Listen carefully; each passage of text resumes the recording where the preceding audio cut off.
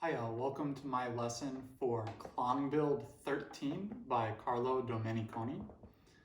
This is an interesting piece if you're just getting into solos, maybe you've played one or two before, and this will involve a melody and accompaniment texture. So the melody is going to be always on first string, and the accompaniment is this pattern between the second and third strings where you're going to use thumb and index, P and I. So the first notes of the piece are accompaniment.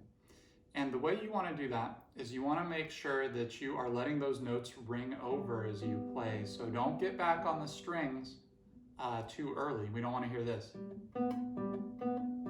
That won't sound very nice. We always want ring over. This is a very smooth sounding piece.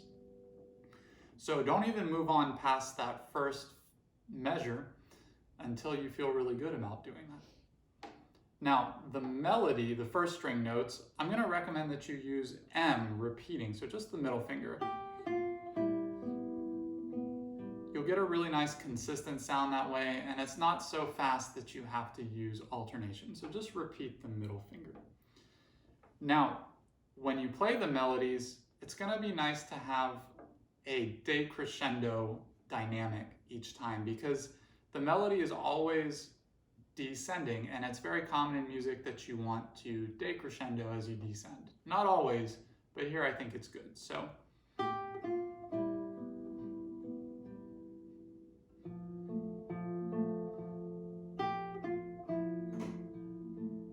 see if you can get that decrescendo happening.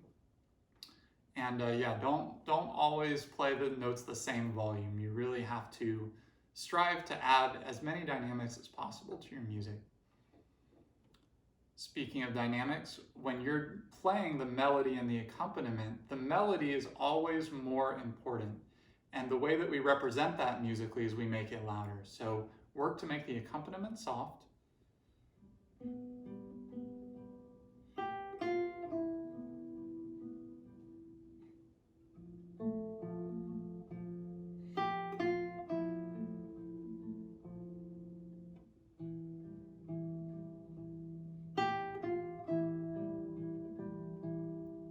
And that's really what we're going for there. Now, that doesn't mean that every measure of accompaniment is equally quiet.